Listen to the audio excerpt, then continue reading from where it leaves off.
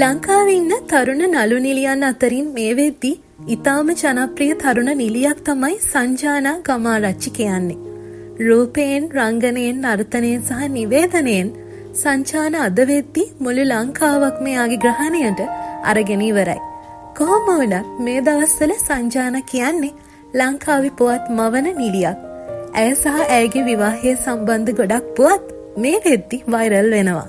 කොහොම වුණත් සංජානා 2026 වසර ලැබීමට ඔන්න මෙන්න තිබියදී ඇය මෙතෙක් සංගවාගෙන සිටි රහස් රැසක් සිය සමාජ මාධ්‍ය ඔස්සේ සියල්ලන්ටම ප්‍රකාශ කරනවා. අපි බලමු ඇය මොනවද කියලා තියෙන්නේ කියලා. සංජානා කියන්නේ ඇත්තටම ගොඩක් උත්සාහවන්ත, තමන්ට කළ හැකි දේට වගේම අලුත් දේවල් ඔස්සේ හැකියාවන් පෙන්නලා ඉස්සරහට යන්න ධෛර්යයක් තියෙන කෙනෙක්. මම ආයේ මේ ගැන කතා කරන්න කැමති නෑ. නමුත් කියන්න අවශ්‍යම දේවල් ටිකක් උපරිම කෙටියෙන් කියන්න උත්සාහ කරනවා. මගේ ජීවිතයේ මේ කෙටි කාලයට මට මුහුණ දෙන්නට උණු සිදුවීම් වල බරපතලකම දන්නේ මං විතරමයි.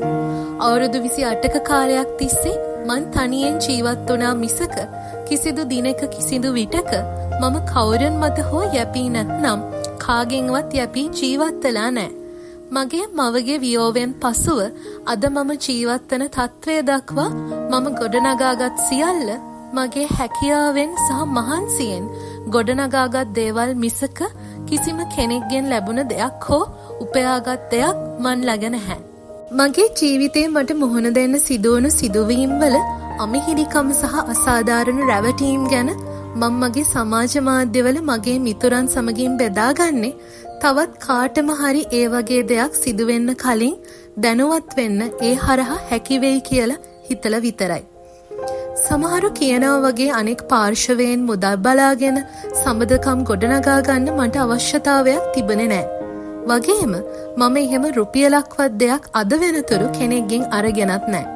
මම දැඩිව අසනීප වෙලා ඉන්න අවස්ථාවලත් මගේ යාළුවෝ මාත් එක්ක හිටිය හැරෙන්නට මේ කියන පාර්ශව මම සුවෙන්ද ජීවත් වෙනවද කියලාවත් බලන්න හිටියේ නෑ.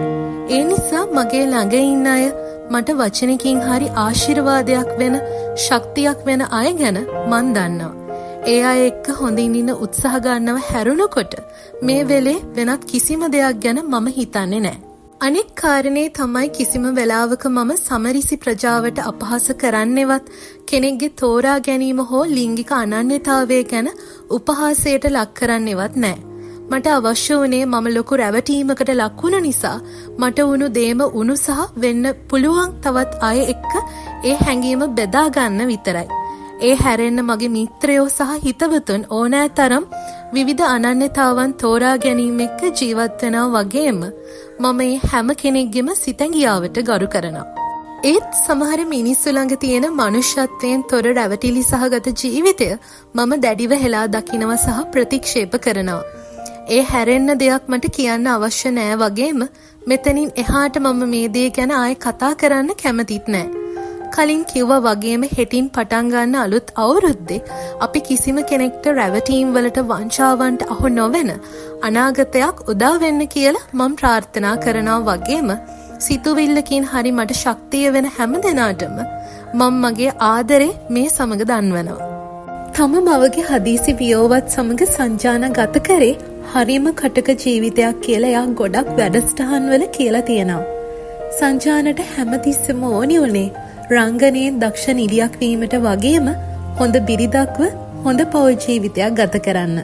2026 නව වර්ෂයේදී රැවටිලිකාරයන්ට හසු නොවි හොඳ ජීවිතයක් ගත කිරීමට අඩිතාලම සංජානට ලැබේවා යයි කියා අඳුරේ අපි සංජානට ප්‍රාර්ථනා කරනවා.